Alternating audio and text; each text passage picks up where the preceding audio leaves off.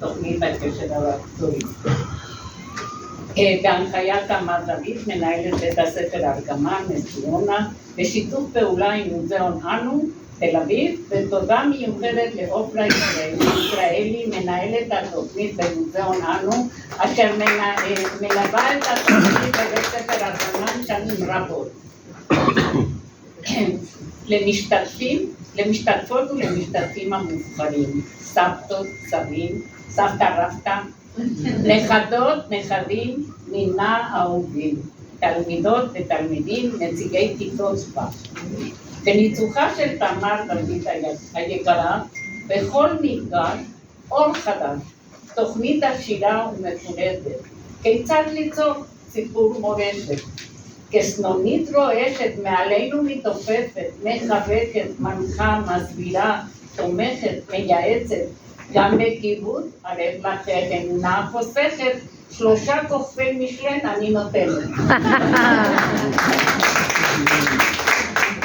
הביקור במוזיאון אנו, המרכז הלאומי של היהדות והתפוצות, עם אחד בו כל העדות משולבות.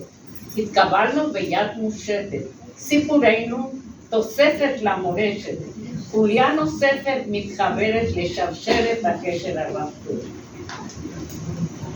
חולקנו לקבוצות על השולחן, תמונות בשחור לבן מונחות. המדריכה מבקשת לבחור תמונה ולספר על הילדים מה היא עלינו, מה עבורנו היא מסמלת. בהמשך היה על הילדים לספר את מה ששמעו. עיניי נתקלו בתמונה מתקופת חומה ומטל. מיד סיפרתי למילי על דוד ושושנה מרנס, הוריו של בעלי יובל, זכרם לברכה, בשנת 1933 עלו ארצה כחלוצים לקיבוץ הכשרה בראשון לציון. משם עברו ליישב את עמק יזרעאל בתקופה של חומה ומטל. הם ייסדו את קיבוץ בן נחום, ויובל בנם, סבא רבא של מילי, היה הילד הבכור שנולד בקיבוץ. מילי מיד התלהבה והיא סיפרה לנוכחים. במשך התוכנית, סבתא רבתא ציפי והנינה מילי היו שותפות מלאות למשימה. הפכנו לחברות הכי טובות.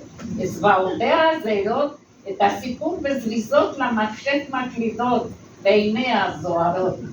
מציעה משפטים ונוסחים, מחמיאה לי על חיי המעניינים, ומודה לי על הטיפים לעבודה במחשב.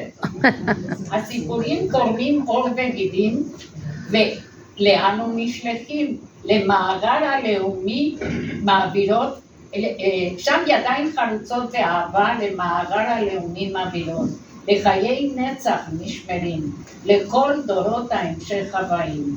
כל הסיפורים היו מיוחדים, קשיים ותלאות בדרך למולדת, מעשי גבורה לאורך כל הדרך, השראה מפוארת לכל הדורות בשרשרת.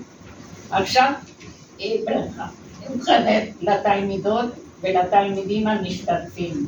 השנה את הקן האהוב אתם עושים, לחטיבות עוברים, לתחילת הנאומים, מתחדשים, פורחים, מלבלבים, מצליחים באומנויות, בטכנולוגיה ומדעים, לתפארת כל הדורות הבאים.